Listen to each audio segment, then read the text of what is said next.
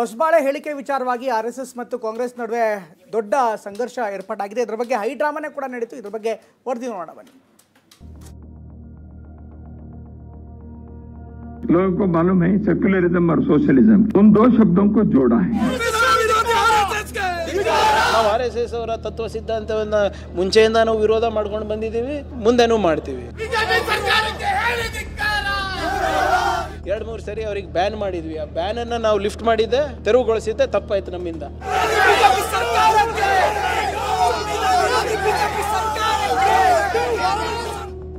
RSS ಪ್ರಧಾನ ಕಾರ್ಯದರ್ಶಿ ದತ್ತಾತ್ರೇಯ ಹೊಸಬಾಳೆ ಸಂವಿಧಾನದಿಂದ ಸಮಾಜವಾದ ಮತ್ತು ಜಾತ್ಯತೀತ ಪದಗಳನ್ನು ತೆಗೆದುಹಾಕುವಂತೆ ನೀಡಿದ್ದ ಹೇಳಿಕೆ ದೊಡ್ಡ ಮಟ್ಟದ ಸಮರಕ್ಕೆ ವೇದಿಕೆಯಾಗಿದೆ.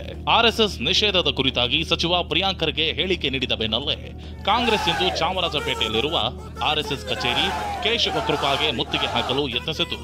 ಸಂವಿಧಾನದ ಪೀಠಿಕೆ ಓದಿ ಮುತ್ತಿಗೆ ಹಾಕುವ ಪ್ರಯತ್ನ ನಡೆಸಿದ್ರು. ಈ ವೇಳೆ ಕಾಂಗ್ರೆಸ್ ಕಾರ್ಯಕರ್ತನನ್ನ ಪೊಲೀಸರು ತಡೆದು ವಶಕ್ಕೆ ಪಡೆದರು.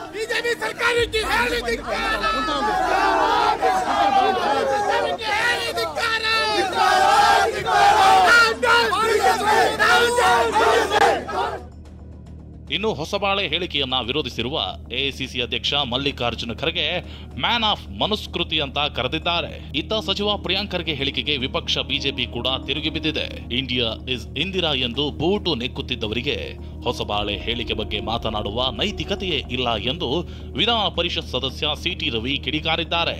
ಯಾರು ಸರ್ವಾಧಿಕಾರವನ್ನ ಹೇರಿದಾಗ ಆ ಸರ್ವಾಧಿಕಾರಿಯನ್ನ Indira is India, India is Indira ಅಂತ ಬಾಲ ಅಲ್ಲಾಡಿಸ್ಕೊಂಡು ಬೂಟ್ ನೆಕ್ತಾ ಇದ್ರು, ಆ ಜನರಿಗೆ ಹೋರಾಟ ಮಾಡುವ ನೈತಿಕತೆಯೇ ಇಲ್ಲ. ಅವರು ಪ್ರಜಾಪ್ರಭುತ್ವವನ್ನ ಬಂದಿಯಾಗಿರಿಸಿದಾಗ ಹೋರಾಟ ಮಾಡಲಿಲ್ಲ. Indira is India, India is Indira ಅಂತ ಘೋಷಣೆ ಆಗ್ತಾ ಇದ್ರು. ಪ್ರಜಾಪ್ರಭುತ್ವ ಅವಾಗ ಬಂದಿಯಾಗಿತ್ತು ಸರ್ವಾಧಿಕಾರಿಯ ಕೆಳಗೆ. ಒಂದೆಡೆ ತುರ್ತು ಪರಿಸ್ಥಿತಿ ಕುರಿತು ಬಿಜೆಪಿ ಅಭಿಯಾನದಲ್ಲಿ ತೊಡಗಿದ್ರೆ, ಸಂವಿಧಾನ ಕುರಿತಾದ ಹೊಸಬಾಳೆ ಹೇಳಿಕೆ ಈಗ ಹೊಸ ವಿವಾದಕ್ಕೆ ನಾಂದಿ ಹಾಡಿದೆ. ಆರ್ಎಸ್ಎಸ್ ಎಂದರೆ ಸಾಕು, ಬಿಜೆಪಿ ವಿರುದ್ಧ ಉರಿದು ಬೀಳುವ ಕಾಂಗ್ರೆಸ್ ನಾಯಕರಿಗೆ ಈಗ ಮತ್ತೊಂದು ಅವಕಾಶ ಸಿಕ್ಕಂತಾಗಿದೆ. ಕಿರಣ್ ಹನಿಯರ್ಕ, ಟಿವಿ9 ಬೆಂಗಳೂರು.